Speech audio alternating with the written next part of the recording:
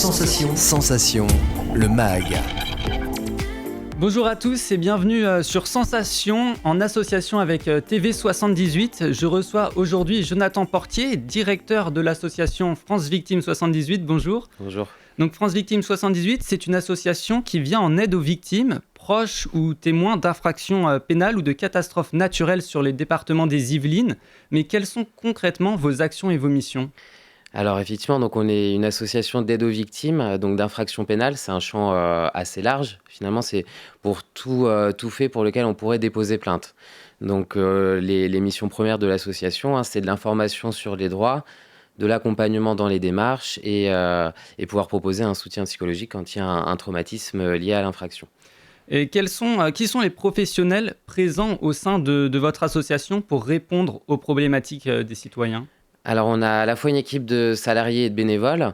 Au niveau de l'équipe salariée, on va avoir des juristes qui sont effectivement là pour l'information juridique, l'accompagnement dans les démarches en lien avec la procédure, que ce soit avant, pendant ou après, et des psychologues, du coup, qui vont pouvoir recevoir sur rendez-vous sans forcément avoir une durée limitée dans le suivi, mais en tout cas pour traiter vraiment les symptômes liés à l'infraction. Et tout cela se passe par téléphone ou il y a des gens qui viennent directement chez vous ? Alors, il y a les deux en fait. On peut proposer des entretiens téléphoniques, mais le rendez-vous, j'allais dire, le plus commun, c'est le rendez-vous physique. C'est vrai qu'on traite avec des personnes finalement, donc c'est toujours mieux de pouvoir les recevoir physiquement dans nos lieux de permanence. Le 18 juin 2020, vous avez obtenu l'agrément national des associations d'aide aux victimes qui a été délivré par le ministère de la Justice. Que permet cet agrément ? Alors, il permet en fait aux juridictions qui dépendent du ministère de la Justice de nous réquisitionner. Alors, c'était fait avant, mais effectivement, ça vient officialiser aussi le statut des structures d'aide aux victimes qui réalisent quand même, pour le coup, une mission quand même de service public, mais qui a été fait depuis le début par les associations et qui donne finalement une légitimité à nos structures d'intervenir auprès de ce public justice, de ces victimes, donc qui sont généralement dans le cadre d'une procédure, que ce soit au niveau délictuel ou aussi au niveau criminel. Cet agrément, il vous permet en quelque sorte d'apporter de la crédibilité. Est-ce que depuis que vous l'avez, il y a de plus en plus de monde qui viennent vers vous ? Alors c'est vrai que d'année en année, on voit qu'il y a une augmentation du public reçu et accompagné. Vous dire que c'est entièrement en lien avec l'agrément, je pourrais pas vous dire parce que voilà, ça fait quand même moi 7 ans que je suis là et donc sur les 7 années, il y a une augmentation qui est constante. Mais en tout cas, c'est quelque chose qu'on met bien sûr en avant aussi parce que ça peut aussi rassurer le public qu'on reçoit qui des fois ne sait pas pourquoi on le contacte, comment on a eu ses coordonnées, pourquoi on l'appelle à ce moment-là de la procédure. On va pouvoir dire que c'est du fait de cet agrément de la mission qui nous est déléguée par le tribunal qu'on les contacte. Voilà, ça permet aussi de mettre en confiance. Cette année, votre association a innové. Il y a eu 2 nouvelles permanences d'information juridique qui ont été ouvertes début mars. Une au sein de la gendarmerie de Houdan-Molette et une au CCAS de Beynes. Quels sont les objectifs de ces permanences ? Alors l'objectif premier, c'est de finalement pouvoir proposer les services de l'association à tous. Le département des Yvelines est assez grand. On est 3 structures d'aide aux victimes sur le département avec chacun un territoire de compétences.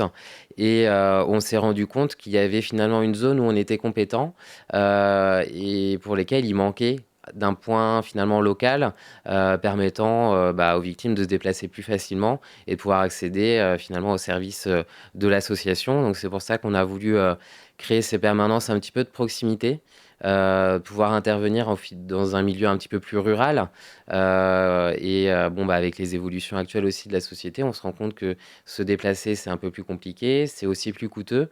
Donc l'idée c'est que bénéficier des services de l'association ne doit pas être coûteux, c'est un service gratuit. Donc pouvoir proposer ces permanences à proximité, ça va faciliter un petit peu aussi les démarches pour ces personnes. Et pourquoi précisément dans ces villes ? Est-ce qu'il y avait un réel besoin ou du moins une absence de services dans ces lieux ? Alors au départ, c'était plutôt sur des points stratégiques pour effectivement voir au niveau local, essayer de trouver des lieux qui permettaient un accès facilité sur par rapport à différentes zones. Et l'idée aussi, c'est conçu en partenariat avec le groupement de gendarmerie des Yvelines, qui a beaucoup facilité ces démarches, qui nous a mis en lien aussi avec la ville de Benne, qui était très en demande, qui est très active aussi sur la question des violences faites aux femmes, donc qui a reçu très favorablement notre proposition d'intervenir dans leur commune.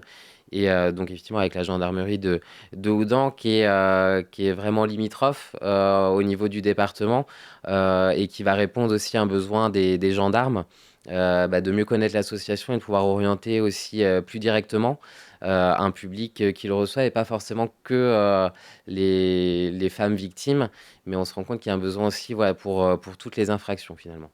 Et avec ces permanences, à la fois dans une gendarmerie, mais aussi au sein d'une collectivité, est-ce qu'il n'y a pas une volonté de votre part d'être plus présent sur le territoire et aussi d'obtenir un engagement de la part des élus? Alors effectivement, être présent, sur les départements, je pense que ça devient indispensable. On est limité, dans les actions qu'on peut faire, hein. On est une association, donc on fonctionne, par le biais de subventions publiques. Donc notre plus gros financeur est le ministère de la Justice, mais après il y a d'autres financeurs, d'autres institutions qui interviennent, la préfecture, le conseil départemental, le conseil régional, les communes. Et effectivement, si on est amené à développer, des permanences dans certaines communes, on va, pouvoir solliciter, après un engagement donc qui est aussi pour le coup financier, de ces communes ou des communes aussi, qui ont des résidents que nous on reçoit, même si on n'a pas de permanence dans leur commune, et qui va nous permettre nous de continuer un petit peu ces actions. Puis, dans les événements à venir, il y aura une permanence de soutien psychologique délocalisée au CCAS de Maison Lafitte. C'est important pour vous de faire ça et qu'est-ce que ça va apporter? Effectivement, c'est vrai que c'est la première fois que l'association propose, une permanence délocalisée de soutien psychologique, hein. C'est vrai que ça a toujours, été à Versailles et en fait, on fait le même constat, que pour, les permanences de soutien juridique. C'est que, les personnes peuvent avoir du mal à se déplacer, à venir jusqu'à Versailles. Alors bon, avec le covid, ces choses-là, on a aussi adapté, les rendez-vous qu'on faisait uniquement, physiquement avant. Là, on propose des entretiens téléphoniques, des visioconférences au besoin. Mais l'idée, voilà, c'est de toujours être au plus près du besoin aussi de ces victimes et de pouvoir proposer un soutien qui est adapté en fonction du lieu aussi, puisqu'on intervient dans ce bassin pas très loin au niveau juridique. Donc, quand on a eu la demande de la ville de Maison Lafitte d'intervenir, c'est effectivement le soutien psychologique qui nous a apparu comme voilà, la proposition la plus adaptée. Vous avez créé un partenariat avec la maison, de confiance et de protection, des familles du Bois d'Arcy pour différentes actions de sensibilisation et de prévention. Quelles sont, ces actions et quels en sont les objectifs? Alors c'est vrai que ce partenariat, il existe, de façon générale avec le groupement de gendarmerie des Yvelines, qui, voilà, les différentes brigades de base, nous orientent les victimes, hein, pour qu'on puisse, proposer une prise en charge. On intervient, voilà, spécifiquement aussi, dans le cadre de formations, qui sont données auprès des policiers municipaux, hein, qui est organisée à la fois par gendarmerie et police, qui nous permet de sensibiliser finalement ces agents sur nos actions, sur la victime, la prise en charge de la victime, comment accueillir aussi la parole et du coup un petit peu présenter le soutien qu'on peut apporter et l'intérêt qu'il y a aussi à nous orienter ce public. Vous proposez notamment des groupes de parole pour les femmes victimes, de violences sexuelles. Quels sont les objectifs de ces groupes de parole? Alors, c'est pour les femmes et pour les hommes, pour le Pour les coup. En ce moment, il n'y a que des femmes inscrites, mais l'idée, hein, de ce groupe, puisqu'il existe depuis 2017, c'était vraiment de pouvoir rompre l'isolement que peuvent ressentir les victimes, spécifiquement pour ce type d'infraction, puisqu'il n'y avait pas forcément de dispositifs groupaux qui existaient sur cette thématique. Donc c'est pour ça qu'on a voulu travailler dessus et l'idée derrière, voilà, c'est pas tant que les victimes parlent, des faits en soi, mais plutôt de parler de leur vécu, puisqu'elles vont arriver à chaque chacun des participants va arriver avec un parcours différent. Et donc, l'idée est de pouvoir échanger finalement sur les ressources de chacun, quelles solutions ils ont trouvées pour finalement aller mieux. Donc voilà, on a augmenté le nombre de groupes depuis l'année dernière. On est passé de 1 groupe par an à 3 sessions de groupe par an. Merci Jonathan Portier d'avoir été avec nous sur Sensation. Je rappelle que vous êtes le président de l'association France Victimes 78, une association qui vient en aide aux victimes d'infractions pénales dans les Yvelines. Pour plus d'informations, on peut se rendre sur votre site francevictimes78.fr. Et pour revoir et réécouter cette émission, rendez-vous sur votre site et sur votre application Radio Sensation.